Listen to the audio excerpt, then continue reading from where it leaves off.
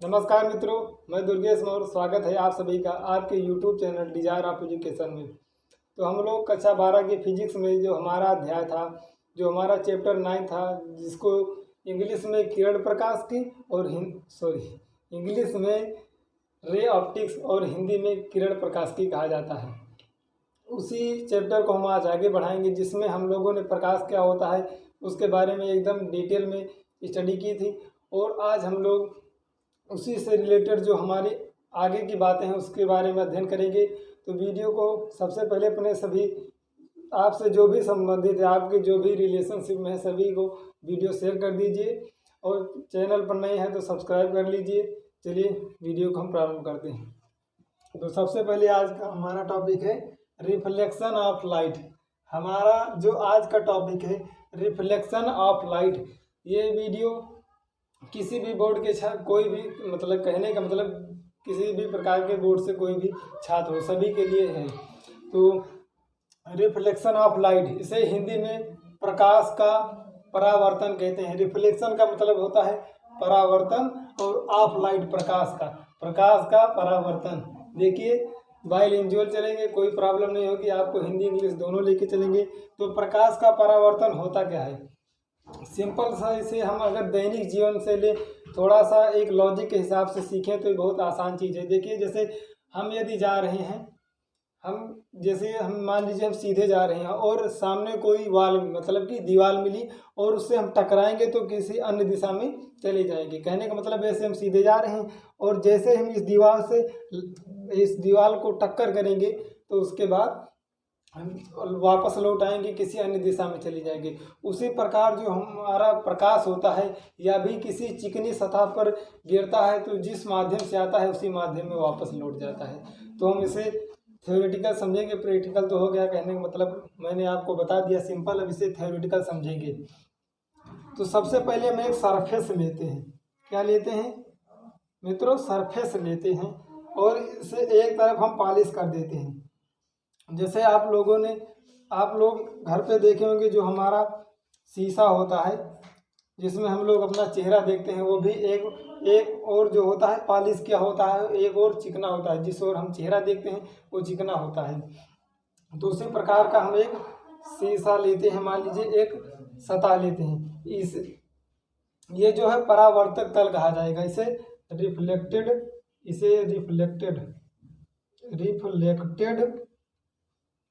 Reflected surface कहा जाएगा। Surface परावर्तक सतह है, परावर्तक तल। होता क्या है इसमें, जैसे मैंने बताया मैं जा रहा हूँ, यदि लड़ूंगा इस दीवार से टक्कर करूंगा तो वापस लौट जाऊंगा। उसी प्रकार हमारी कोई प्रकाश की किरण ऐसे आती है और ये हमारी जो क्या है, ये हमारी सतह है चिकनी, ये हमारी सतह चिकनी है और ये हमारी रफ सतह है, मतलब कि खुरदुरी सतह है और ये हमारी चिकनी सतह है। तो होता क्या है, कोई प्रकाश किरण ऐसे आती है और इस चिकनी सतह से टकराती है। टकराने के बाद ये प्रकाश किरण टकराने के बाद इस सतह से उसी माध्यम में किसी अन्य दिशा में लौट जाती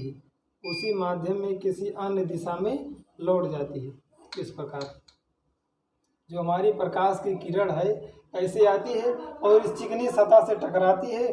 टकराने के बाद उसी माध्यम में किसी अन्य दिशा में लौट जाती है। तो प्रकाश के परावर्तन में रिफ्लेक्शन ऑफ लाइट में हम लिखेंगे, जब कोई प्रकाश की किरण किसी चिकनी सतह है, हमारी चिकनी सतह है, जब कोई प्रकाश किरण किसी चिकनी सतह से टकराती है तो वह टकराने के बाद इसी माध्यम में ये हमारा मान लीजिए कोई भी माध्यम है, मान लीजिए कोई जैसे वायु है, हवा है, तो उसी माध्यम में किसी अन्य दिशा में, देखिए किसी अन्य दिशा में लौट जाती है। मतलब कि आई इस दिशा से, लौट गई उस दिशा से।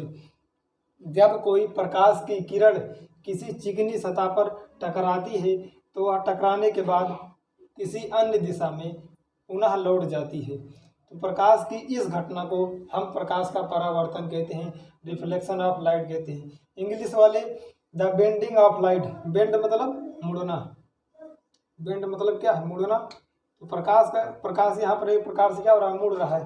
तो the bending of light in the same medium, मतलब कि एक ही माध्यम में। The bending of light in the same medium is called reflection of light. आप लोग नोट कर लीजिए, the bending of light in the same medium is called reflection of light. ये हमारा प्रकाश का परावर्तन हो गया। अब हम इसी डायग्राम में कुछ हम क्रिएशन करते हैं, कुछ और रचनाएं करते हैं। देखिए कैसे।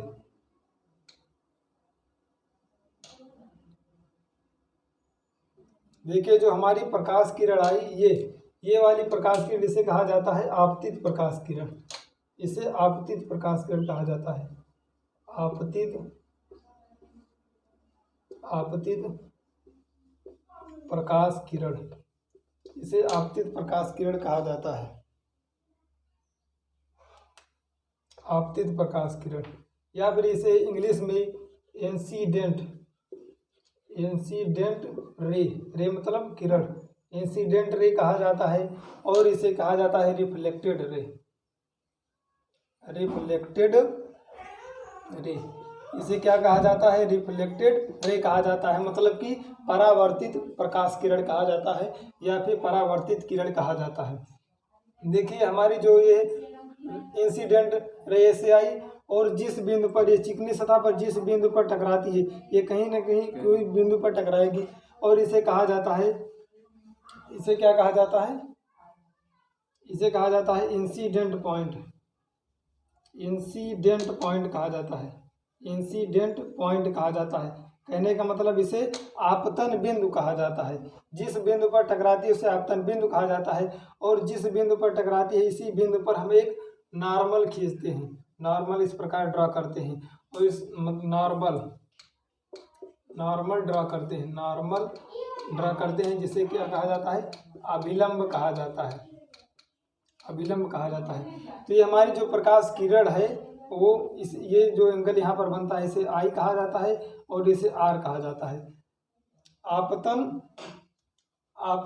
अभिलंब और आपतित प्रकाश किरण के मध्य जो कोण बनता है उसे आपतन कोण कहते हैं।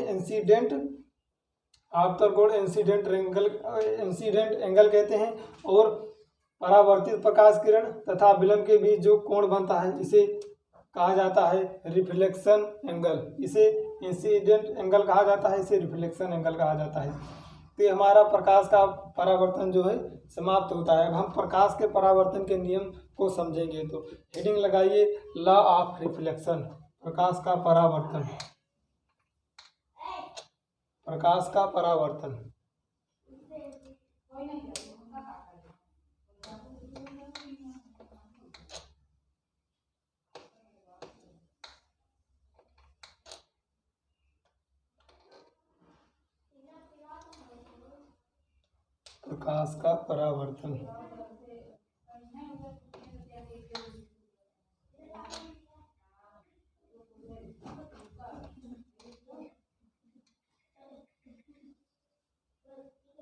Law of reflection.